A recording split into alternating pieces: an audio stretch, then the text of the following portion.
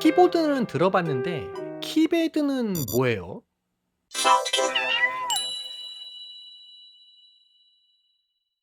안녕하세요. 은빛돌고래입니다. 마스터 키보드에 대한 제 영상에 이어서 재밌는 썰을 좀 더 풀어보고자 오늘 영상을 시작해봅니다. 오늘은 마스터 키보드나 신디사이저, 디지털 피아노에 들어가는 핵심 부품 키패드에 대해서 알아보고자 합니다. 키패드라는 말이 생소하신 분들이 많으실 거예요. 키보드는 들어봤는데 키패드는 뭐냐 하실 수 있는데, 키패드는 마스터 키보드나 신디사이저, 디지털 피아노에서 우리가 손으로 치는 이 건반 부분 있죠? 이 건반 부분의 부품을 바로 키패드라고 합니다. 이게 바로 건반의 터치감, 내가 그 손으로 쳤을 때 그 느껴지는 그 느낌을 만들어내는 가장 핵심 부품이라 할 수 있겠습니다. 그런데 여기에는 정말 많은 종류의 키패드가 있거든요. 나름 심오한 키패드의 이야기 지금 시작해 보겠습니다. 여러분들은 마스터 키보드를 구입하실 때 어떤 걸 가장 많이 보시나요? 저는 일단 터치를 보고요. 그 다음에 컨트롤러의 다양성, 편의성 이런 걸 좀 보는 편입니다. 왜냐하면은 건반의 터치가 안 좋으면은 원하는 느낌의 연주가 저는 좀 안 되는 것 같거든요. 그래서 이게 느낌적인 느낌이 아니라 실제 연주력에도 좀 영향을 많이 줍니다. 그래서 컨트롤러는 정 없으면 마우스로 이렇게 그려서 해볼 수 있겠는데, 벨로시티, 그러니까 강약이 좀 잘 안 나오면은 이건 좀 답이 없거든요. 어쨌건 이 터치를 결정하는 핵심 부품인 이 키패드, 이 키패드의 이야기를 깊이 해보기 위해서는 키패드의 종류와 성격을 좀 알아야 됩니다. 그래서 키패드를 좀 나눠보자면, 보통은 사이즈에 따라 나누기도 하고 뭐 터치감에 따라 나누기도 할 수 있겠고, 또는 용도에 따라서도 나눌 수 있을 것 같습니다. 우선 사이즈로 좀 나눠보면, 사이즈는 보통 건반 하나의 사이즈가 피아노에 맞춰져 있기 때문에 그건 거의 규격이고요. 이 피아노 건반 사이즈를 풀 사이즈라고 보통 얘기합니다. 요걸 기반으로 몇 개의 건반이 있느냐 이걸로 나눌 수 있어요. 대부분은 옥타브, 그러니까 도에서 도까지 또는 레에서 레까지 이런 식으로 지금의 음과 높이만 다른 같은 음까지의 거리를 옥타브라고 하는데, 요게 몇 개 있느냐에 따라 나뉘게 됩니다. 한 옥타브는 보통 12개의 키가 되는데, 이게 2개가 붙으면 25키, 3개가 붙으면 37 키보드, 4개가 붙으면 49, 그다음에 5개 붙으면 61 요런 식으로 되고, 피아노 사이즈는 조금 특이하지만 88 건반으로 정해져 있습니다. 이외에도 옥타브가 딱 안 떨어지는 그런 사이즈도 가끔 있긴 한데, 예를 들어서 시퀀셜 서킷에서 나오는 신디사이저인 테이크 5 같은 경우는 3.5 옥타브, 그래서 44 건반을 쓰는 경우도 있었습니다. 그리고 가지고 다니시는 분들이나 책상에서 자리를 적게 차지하려는 목적으로 실제 피아노 건반 사이즈보다 조금 작은, 그래서 미니 건반으로 만드는 경우도 있습니다. 이처럼 뭐 다양한 니즈에 맞춰서 정말 다양한 사이즈가 준비되고 있습니다. 터치에 따라서 또 구분을 해보자면은, 저는 크게 세 가지로 나눠볼 것 같은데요. 소프트 터치, 세미 웨이티드, 그다음 웨이티드 또는 뭐 해머 액션 뭐 이렇게 얘기를 하기도 하는데, 간단하게 말해서 누르는 터치감이 좀 가볍냐, 약간 반발력이 있느냐, 아니면 피아노 같은가, 이렇게 보시면 될 것 같아요. 소프트 터치는 구조가 가장 간단해서 단순한 스프링으로 건반을 구현한 건데, 구조가 단순하다 보니까 작은 사이즈로 구현이 가능하고 단가도 굉장히 싸게 만들 수 있어요. 그래서 보통 가볍고 크기 자체가 작아야 되는 포터블용 기기에 많이 들어갑니다. 근데 이게 뭐가 없다 보니까 터치 자체는 그렇게 좋진 않거든요. 이게 스펀지를 그냥 쭉 누르는 그런 느낌인데, 그래서 이게 딱 눌렀을 때 이게 시작이 어딘지 끝인지 여기 잘 모르는 경우가 많아서 개인적으로는 그렇게 터치가 좋다고 생각하지는 않습니다. 네. 두 번째는 세미웨이티드 또는 신스 액션이라고 하는 건반인데, 여러분들이 가장 많이 접하는 49 건반이나 61 건반이 대부분 이 녀석일 겁니다. 저도 요걸 쓰고 있거든요. 얘네들은 약간의 무게추와 스프링 액션이 결합된 스타일인데, 약간 걸리는 느낌이 있으면서도 무겁지 않아서 연주하는데 많은 힘이 들진 않습니다. 시작하는 것과 끝의 그 느낌이 정확해서 강약을 표현하기도 나쁘지 않고요.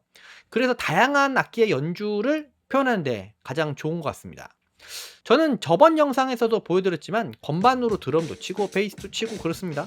그래서 무거운 피아노 터치는 오히려 빠른 연타가 좀 쉽지 않아서 저는 요걸 더 선호합니다.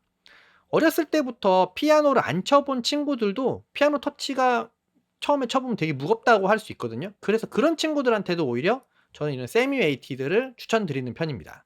마지막으로 웨이티드 또는 해머 터치라고 얘기를 하는데, 간단하게 말하면 피아노랑 똑같은 터치를 추구하는 친구들이 있습니다. 개인적으로는 키배드의 가장 큰 전장이 바로 여기 거라고 생각하는데, 그게 왜 그러냐면 얘네들은 디지털 피아노에 들어가는 친구들이라서 그래요. 우리가 지금 마스터 키보드 얘기를 하고는 있지만 키배드를 가장 많이 쓰는 곳은 디지털 피아노일 겁니다. 집집마다 마스터 키보드는 없지만 디지털 피아노는 있는 데가 많잖아요. 그만큼 시장의 규모가 다른 거고 공급자 간의 경쟁도 치열하다는 뜻이겠죠. 이런 시장에서 살아남으려면은 피아노 치는 사람들한테 인정을 받아야 됩니다. 그 인정을 받는다는 건 좀 더 진짜 피아노 같은 느낌이어야 한다는 거겠죠? 이렇게 서로 경쟁하는 그런 시장이다 보니까 기술 개발도 더 빠르고 회사 내에서 관심도 그쪽으로 더 가게 될 수밖에 없습니다. 그럼 이 디지털 피아노를 주도하는 회사가 어디냐? 야마하입니다. 그 외에 뭐 카와이나 롤랜드, 카시오 이런 회사들이 이쪽 산업에서 앞서 나가는 회사들인데, 모두 자체 해머 터치 키보드를 만드는 회사들이 많습니다. 그리고 이들은 대부분 일본 회사이죠. 네. 이 회사들은 디지털 피아노와 함께 이제 신디사이저를 만드는 경우가 많아서 그렇거든요. 그래서 상황에 따라서는 해머 터치 키보드에 한해서 마스터 키보드나 신디사이저의 키보드보다 더 좋은 터치감을 디지털 피아노에서 만날 수도 있어요. 예를 들어서 꽤 괜찮은 해머 터치 키보드를 원한다면 뭐 카와이에서 만든 RH3 키보드 정도면 정말 괜찮다고 저는 생각을 하는데, 이게 700만 원이나 하는 노드 그랜드에도 들어가는 그 키보드거든요. 근데 이게 카와이에서 디지털 피아노로 만들면은 똑같은 RH3가 들어가지만 CN301 같은 경우는 240만 원 정도면 사거든요. 그러니까 뭐 거의 3분의 1 가격이죠. 물론 노드 그랜드하고 디지털 피아노하고 성격 자체가 다르니까 직접적인 비교를 하면 안 되죠. 그러나 잘 모르는 사람이 터치감만 보고 '나는 와 노드 그랜드의 터치감이 너무 좋아.' 이러면서 노드 그랜드를 사려고 한다? 그거는 좀 아닌 것 같지 않나요? 네. 터치감만 따지면 차라리 네 그렇다는 거죠. 그래서 저는 터치감만, 진짜 다른 건 다 필요 없고 겉만 터치감만 좋으면 된다 이런 사람들한테는 마스터 키보드보다 디지털 피아노하고 세뮤에이티드 마스터 키보드를 같이 써라 이런 식으로 추천을 많이 드립니다. 그러면은 두 가지 터치를 다 운용할 수도 있는데 생각보다 가격 차는 그렇게 나지 않을 수 있거든요. 해머 터치 키보드 시장도 요즘에 좀 달라지고는 있습니다. 미디 2.0 영상에서도 제가 말씀드렸지만 이제 슬슬 미디 2.0을 지원하는 제품들이 나오고 있거든요. 근데 디지털 피아노는 이 미디 2.0에서 얻을 이점이 생각보다 많지는 않아요.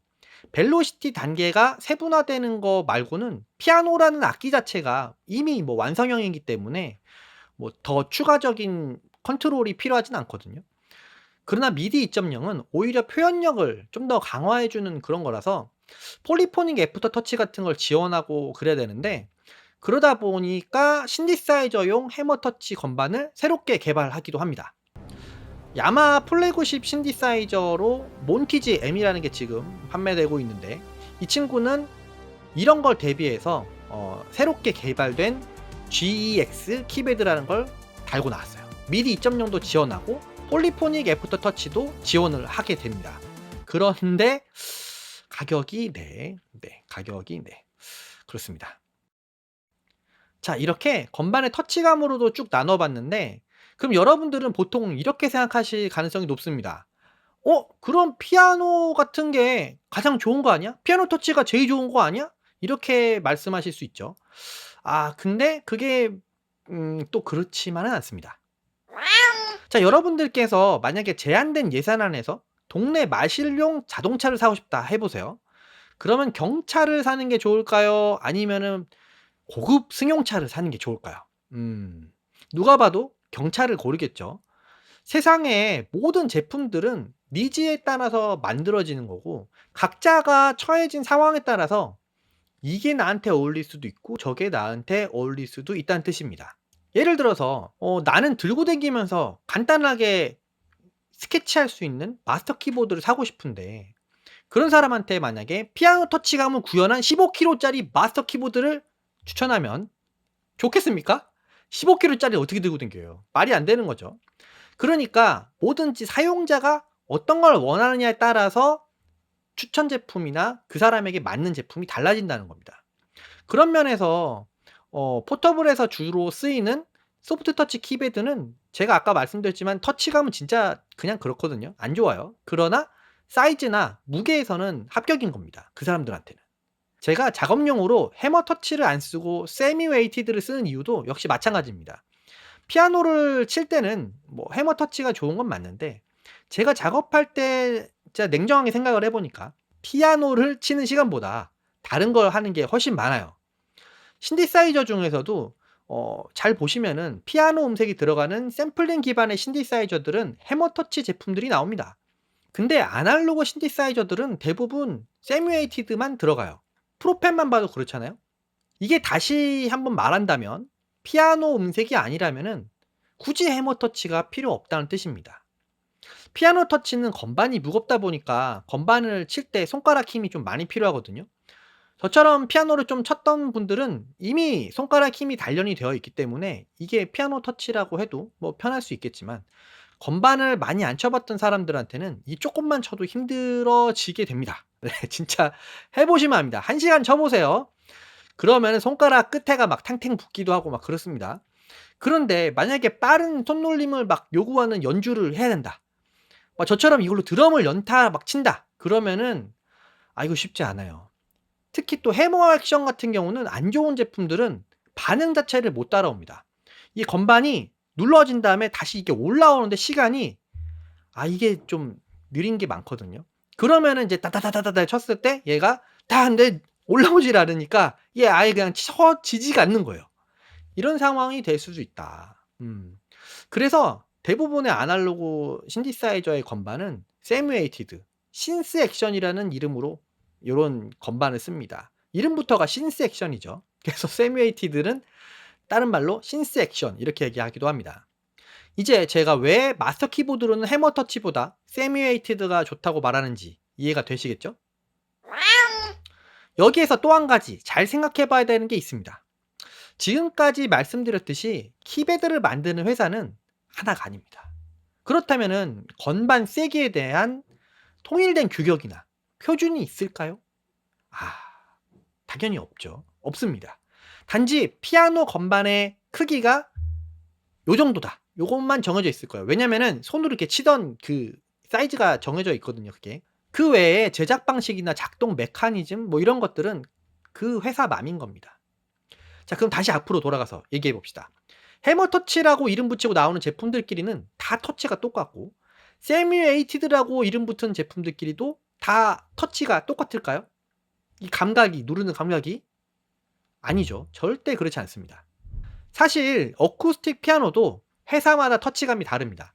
야마하, 스테인웨이, 카와이 뭐 이런 우리가 알고 있는 영창 실제 리얼 피아노의 키패드 메커니즘도 회사마다 조금씩 다르거든요. 그리고 업라이트 피아노하고 그랜드 피아노의 터치감도 완전 달라요. 여러분들 피아노 콩쿨 같은 데 가보시면은 업라이트 피아노를 갖다 놓지 않습니다. 그랜드 피아노만 써요. 왜냐면은 그랜드 피아노가 반응 이게 훨씬 빠르거든요. 훨씬 좋아요. 그러기 때문에 그랜드 피아노만 쓰는데 그렇다면 우리가 말하는 피아노 터치라는 것에 정확한 하나의 정답지가 있겠습니까? 그럴 리가 당연히 없죠. 그러다 보니까 피아노 터치감은 최대한 좋게 사실적으로 만들겠다는 회사들이 다 각자의 기준을 가지고 만드는 겁니다. 그 말인즉 다 다르다는 소리죠. 건반을 치는 그 느낌이 싹 다 다르다는 겁니다. 자, 여기는 키패드 전문 회사로 유명한 이탈리아의 파타사 홈페이지입니다. 아까 잠깐 언급해 드렸죠. 여기 파타사의 제품만 보더라도 피아노 터치의 키패드가 7개나 됩니다. 이 제품군끼리도 구조가 다 다르고 터치가 다 다릅니다. 주는 돈에 맞춰서 만들어줘야 되다 보니 그런 거죠. 그래서 7개나 되는데 회사가 달라지면 얼마나 더 많겠습니까? 정말 이 키패드 종류 해머 터치만 합쳐도 몇십가지는 될 것 같아요. 게다가 마스터 키보드 쪽은 어떤 키패드를 썼는지 당당하게 밝히지 않는 회사도 많습니다. 그런 경우는 누가 이거를 진짜 뜯어보고 알아낸다든가 아니면은 이리저리 흘러나오는 소문을 통해서 뭐 알아내는 겁니다. 파타사에서도 여기에 카테고리 없는 제품을 원하는 조건에 맞춰서 주문 제작해 주기도 합니다. 여기 보시면은 옵션도 따로 있잖아요. 이걸 넣을 수도 있고 뺄 수도 있다 이런 거죠.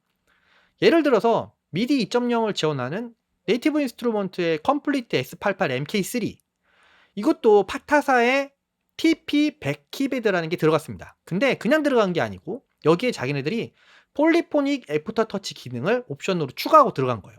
그리고 약간의 수정을 가한 커스텀 모델입니다. 이런 식으로 납품을 하는 거죠. 어떻게 생각하면은 이 터치감이라는 게 기계식 키보드의 키감이랑 비슷한 거라 볼 수도 있을 것 같아요. 뭐 잘 모르는 사람이 보면은 다 기계식 키보드인가 보다 하겠지만 그 안에도 보면은 적축, 청축, 갈축 뭐 이렇게 세분화되어 있거든요.